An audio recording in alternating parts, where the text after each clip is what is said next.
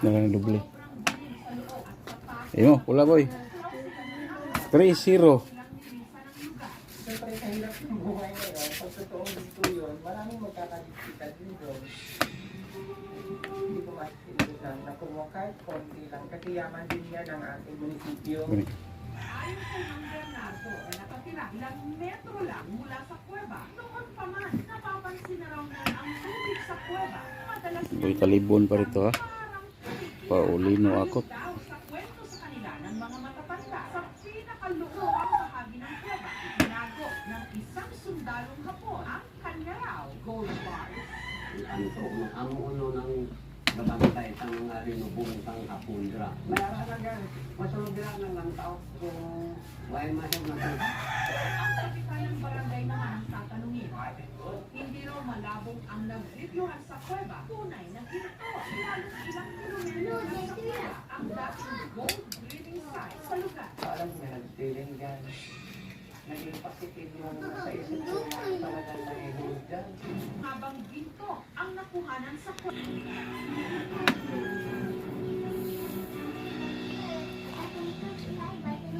Pagpasok sa pinaka-entrada ng kuweba, makitid at makipot na ang daan.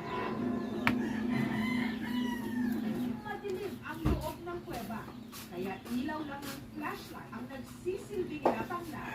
Sa loob, bumungad ang stalagmite na lipong taon bago nabuo at ito tumambad din sa kanila ang parang ang may sakit na ginto na nakatitig sa bato.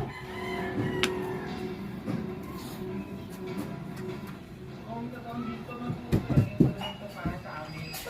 Ang kuwebang ito sa tulunan sa North Cotabato, papalibutan ng tila alikabok na ginto. Pagkira gold. Oh my God! Parang matukoy kung tunay nga ba itong ginto.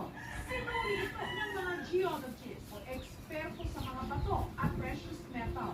Nakita namin na shiny na yellow po yung material na sinasabi. So based on closer inspection, hindi po galing yung shine sa material itself, but sa water droplets na nakadikit po sa wall malapit dun sa yellow material. And napansin din namin na superficial lang yung formation ng yellow material at hindi siya embed sa matrix ng bato. Ang parang alikabok na ginto na kumapit sa bato, hindi raw pure gold o yung uri ng iron pyrite na parang ginto dahil sa kulay nito. Kasi ang characteristics po ng football is metallic siya. So, effective siya sa light. Yung material kanina, Natatanggal siya sa surface, nag-release siya ng stain sa kamay, very powdery. Ang pinag-gintura na nakadikit sa mga bato sa kuweba, actinomycetes. Isang uri ng bakterya raw talaga. Kulay dilaw ang mga ito at hydrophobic o hindi nababasa. At dahil hindi nasisinaga ng araw, kumikinang ito na parang ginto. ang mga bato na nakita namin sa kuweba, ay ganito naman, at wala pong gold. Katunayan, sa may ginturing underground cave na plano rin daw pag-aralan ng NASA dahil ang ilang microorganism na ito kaya raw mag-survive kahit sa planetang Mars. Hindi po ako nanghihinayan. Depende na po sa LGU kung ano po yung gagawin sa area na to.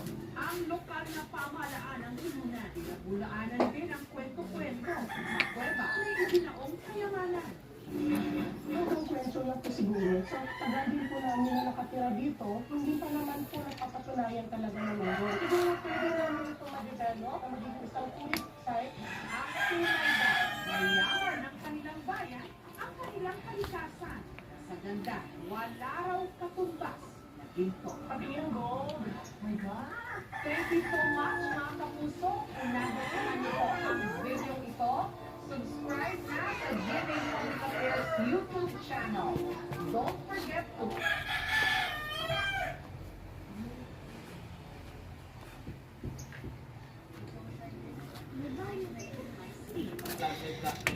Parang yan nakasama. Nakita nga namin. Parang ahas yun ah. sa kanila kasing poste, may sawa. Makuryente. Sawa. Nagulat kami kasi Saan may galing yan? Napakalaki. Nakita ko siya doon sa atin. Sawa. Maog. Agad rumisponde ang mga tiga-Meralco para matanggal ang sawa sa kawad ng kuryente. Agad nila ito tinusok-tusok.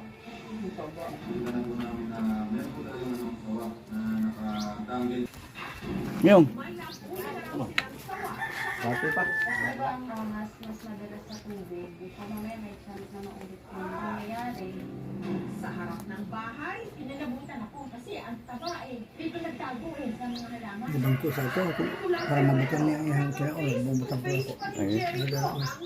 O, ada ha. Kare lang, pado lang. Muli lang kayo. Oh, gumuti lang. Ang sawa na nakita sa bahay ni Jericho, reticulated python na may habang halos 3 dipa. Kasi itong lugar namin masyadong masukal din, gigan tong puro bato. Sabi rin sa akin ng tatay ko, madami daw talagang ahas dito lang. Anong location yan? Sa tuwing may maire-report sa kanilang gumagalang sawa, to the rescue ang tanot na si Chris. Hindi lang siguro ito, nakagata ko ng pabinti. Takot din sila. Sabi na lang po ako sa akin, walang ko na po, parang lihin, parang siya hawak.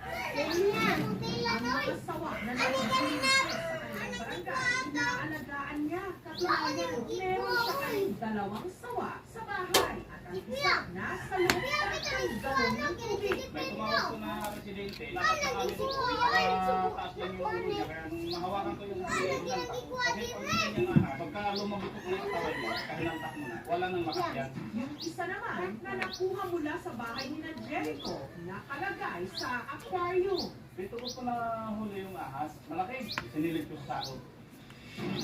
Pero paglilinaw ni Chris, hindi raw sa kanya galing ang nakuryenteng sawa sa poste. Hindi sa akin yung nakita doon na poste. Ang nasa akin, matagal na 4 months sa akin yung sa kanil. Yung nakuha po namin yan sa sinubukan. Sinubukan na rin po namin pag-ugnayan sa DNA, eh wala namang responde. Kaya inaabot po siya ng ganun katagal sa pangangalaga. Kaya sa araw na ito, ang mga tiga-DENR o Department of Environment and Natural Resources, kinuha na ang mga sawa ni Chris. Pagkari po kayo makulong, pinakamababang isungan ko, kung pagmuntay, hindi ko lalagpas ng kambit mo, kung kayo po ilalabag sa ng 31%. Pagkasako sa sawa, biglang tumaas ang ulo nito. Meron na nakakamaras. Hindi, kailangan na tayo naman ng program. Report naman po ang reticulated python naman po.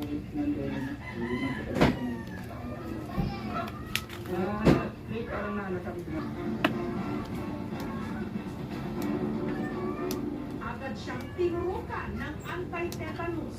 Mukhang yung maliliit ng ngiti lang tumayo dun sa kanya. Linis lang po natin yung sugat niya. Nagbigay po tayo ng toxoid and anti-tetano para at least hindi siya matetanus. Ayon sa DENR, ang mga sawang gumagapang sa barangay, mga reticulated python din. Pero bakit nga ba naglalabasan ang mga sawa ngayon? Meron na natin sa Manila. Marami po tayong mga basura na pinapamahayan ng mga estate. Yung mga daga po, yun po yung nasisilbing pagkain po nila. Sa lugar po kasi makikita po natin may mga kakayupan din po. Ito po yung nagpilipanting kami. Bagamat hindi naman daw makamanda ang mga sawa o reticulated python, kinakailangan pa rin mag-ingat. Hanggat maaari po, yung pong ating mga nag-aalaga ng walang kawalang tamig, lalo na po yung mga buhay nila, ito po ay ating surrender sa ating Biodiversity Management Bureau, Wildlife Resource Rescue Center, upang mabigyan po yung tamang pangangalaga sa mga ito. Pero teka, ano na ang nangyari sa nakuryenteng sawa sa poste?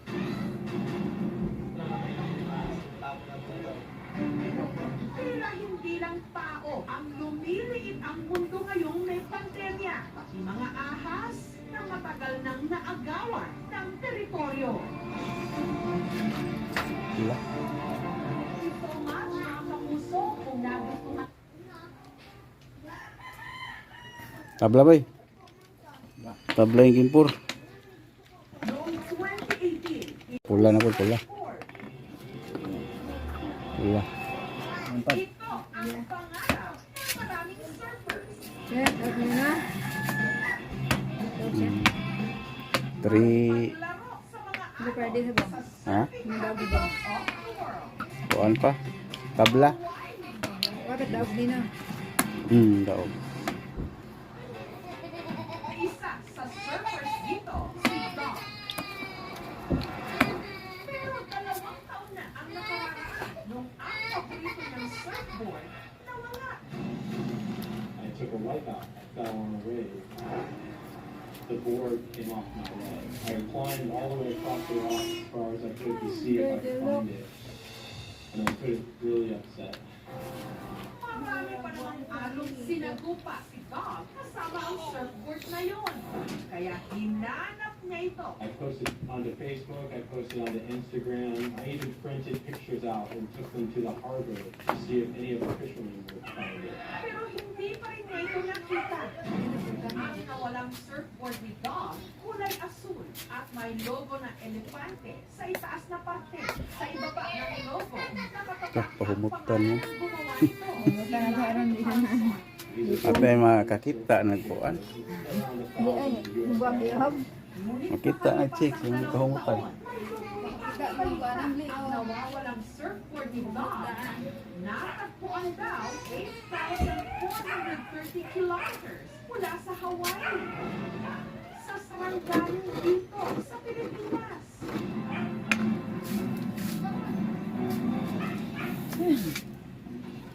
Ang nakapulot Bakit ba siguro ito, ma? ang Nakabilo ba? si Abdul. Agad kami noon. Ganun, pagkita sa ganun ba? Nakita ko yung network. Hindi ba basta? Kaso laruan pala to. Ginawa namin. Ayos naman siya. Ang surfboard, ibinenta ng manginista kay Teacher Jovan. Nung credits ago, nilapitan niyo po ako kasi nagustuhan ko yung surfboard niya. Pinita niya sa akin ng 2,000 po. Gusto ko talagang matuto na mag-surf. Teacher in charge sa elementary school sa barangay Dora Kabilog, Iba, no? sa Sarangani, si Jovan. Yung monthly po, Pangita na, pagkita. Ay, layo. isang biyahe lang yan. Tapos pag-uwi naman, another 700 din po. 2 weeks po bago ako makauwi dito kapag may nahabol na trabaho na dapat tapusin. Katulad ng mga surfer, linggo-linggo rin sinusuong ni na Teacher Jovan at ng mga kapwa niya guro ang mga malalakas na alon ng Mindanao. Naranasan po namin na makasagupa kami ng mga malalaking alon po. Pinasanay na rin po. Minsan po ay matik nang makulog yung bangka.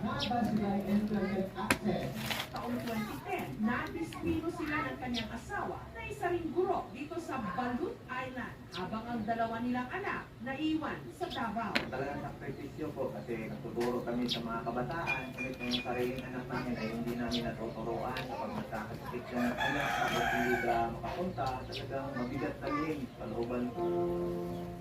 Para maibsan ang sakit at lungkot, naghanap ang guro ng mapaglilibangan.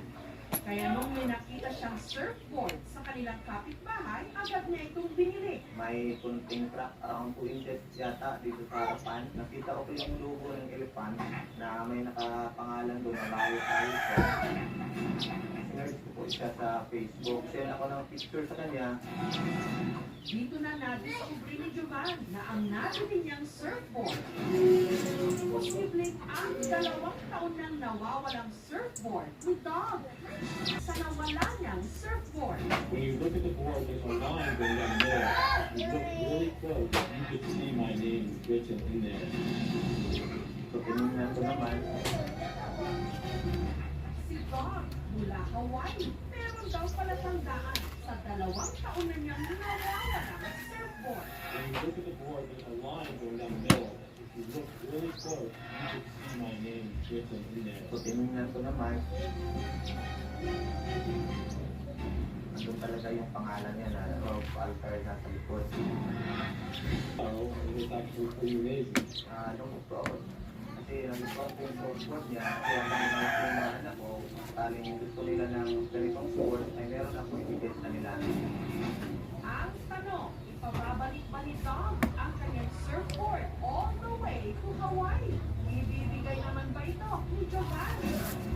Sa kauna-unahang pagkakataon, Video Call ang dalawa. How's it going? I'm so happy to see you here again. No, it's crazy. It's shocking to see it. Yes, that surfboard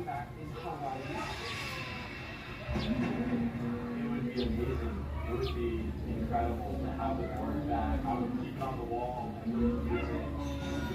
But if you want it, you can have it and you're okay with that. I think you should use it.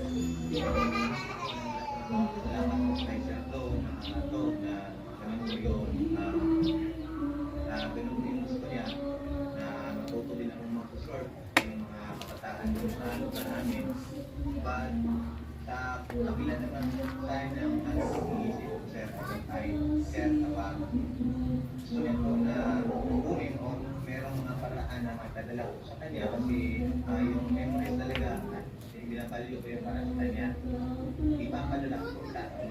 I promise you that I will take good care of your na nagiging solusyon sa ilang mga umaalon sa ating problema. Thank you so much, mga kapuso.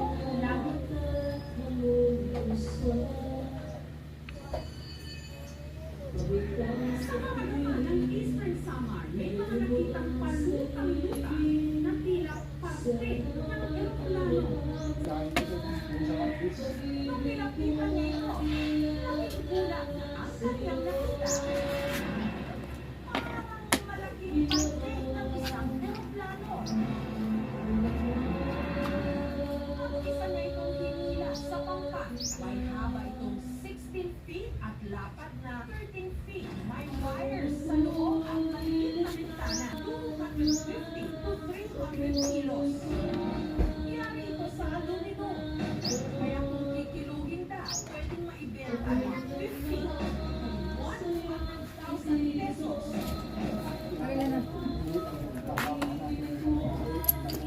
Repais.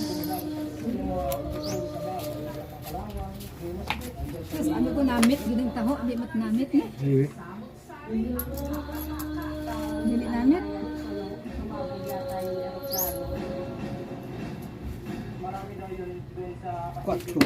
Patay boy, 4 naman. Sige pa boy. 4-0. In favor Paulino ha. Ako? Oh, pula. Pero ba to?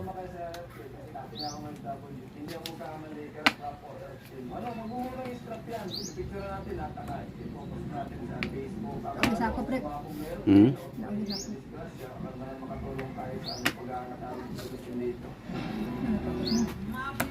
Nabugbog si Boy Talibon 4-0. Hindi pa nakaisa. Bigat talaga to si Paulino. Boy, Paulino ko talaga. Marami kami ng buhat at sali yung ideya. Ginuhat namin dito sa taas para hindi maibalik doon sa dagat. Nilagay namin doon, sinunod ko na yung area para mga tao makakalapit doon.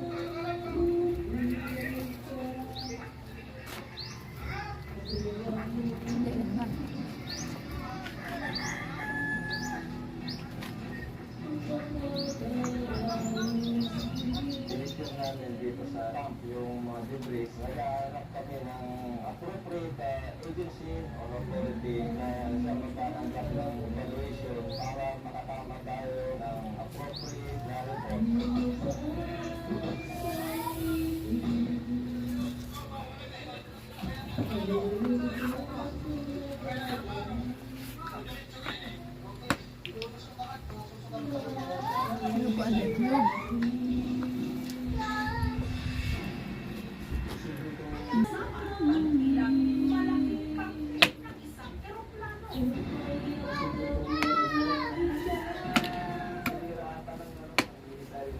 Sinisyon namin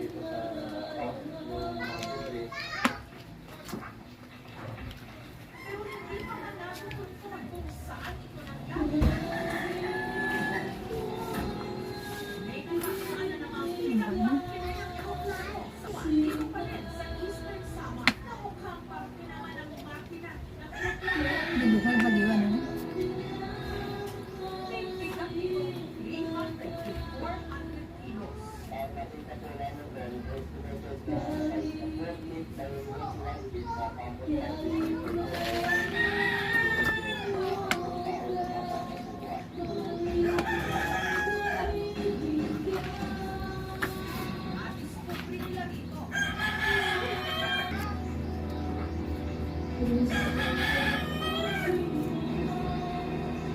naman sa grupong Stamina Forces, isang organisasyon na pinukontuhan ng Department of Science and Technology yung Diliman upang magsaliksik tungkol sa mga teknolohiyang pangkalawakan.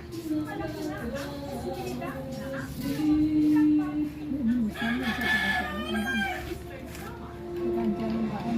Wala kasi sila tao. Kung wala ka nang bakal tao, wala ko bakal sila niyo. Ang bakal sila, parang sisiluhan.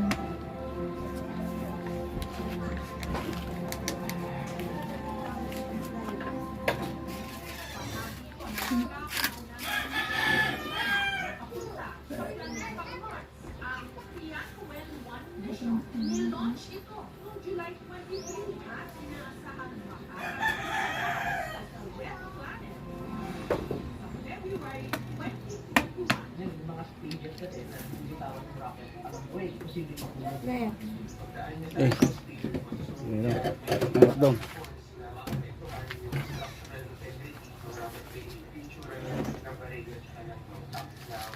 So, meron siyang coordinates. Tinlock natin kung saan sa mapa yung mga coordinate zones. Kapag kinonecta natin siya ng straight line, saan, sa gitna yung pangalawang drop zone naman, parang 50 kilometers, Eastern Samar. Itong rocket sailing, ito yung sakit ng athletics na pati upo kayo, hindi walay. And base na doon sa mga nakita natin picture, Okay, malupit na tira din.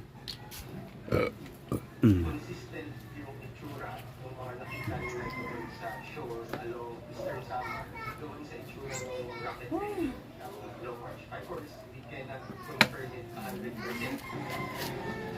Pero base doon sa informasyon na ating nakalap, ay malaki ang posibilidad na ito ay from Long March 5.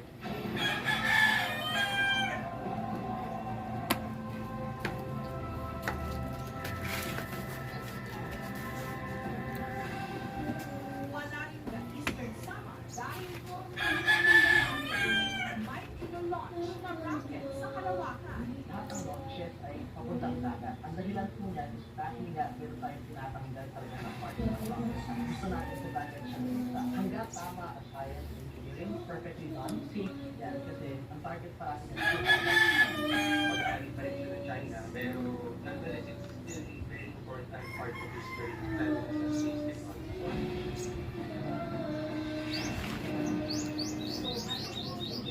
China Aerospace Science and Industry Corporation, pati na ang Beijing Aerospace Flight Control Center. Pero hindi pa sila tumutukod sa ating email.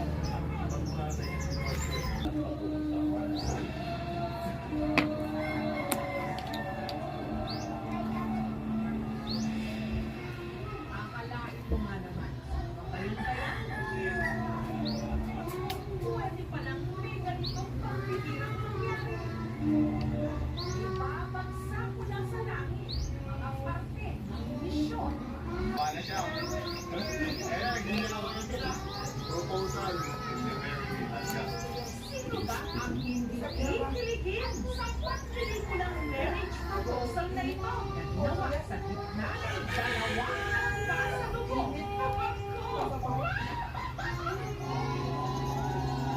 Kinikilig na si Langga. Ang magpo-propose ang death. Ito, ito Ano na doon. kaya ang naging sagot? Wala. Ah. Ang saan dito? Pagkaunong, pinagsapat mo. Ugat to? 454? Sana, ana on dire? Dito. Ana. Kanan? Pakaunong. Dito nila napagtanto na sa iisang kumpanya. Sa isang mabilin ba? Sa isa. Trabaho. Pag nagre-report, nandun din siya, nakabantan. Na-set up yung first date siya. Hindi talaga ako tumipigil sa pangunguli. 4 years siya naging single. Tapos Kita ko niya, nag-stay kahit taas mo yan. na rin siya ng- Kita niya, no? Hindi naman ipapahiya si Lord. Pero sa magkahiwalay na cruise ship pala sila sasampa. Hindi yan ang feeling na naglalakad kasi may departure area, iyak na ako. Malungkot na kami. Pero nag-usap kami na walang iwanan siya na kahit anong mangyari.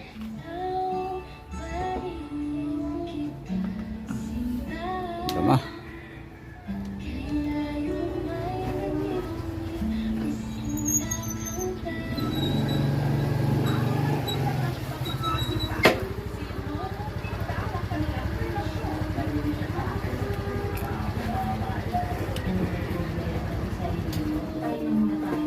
Nagulat ako na kailangan daw kami na ayusin ulit namin yung relasyon namin. Itutuloy namin. Pasubukan na pero lalaban ka pa rin kasi alam mo mahal mo siya. Sa ikalawang beses nilang pagsampa ng bangko, 8 buwan silang hindi nagkita. Bagamat panay-panay Mag-usap na po. Pag-usapan kami sa isang araw, yung trust, patatagin lalo. Tabla? Tabla yung game 6 yata to.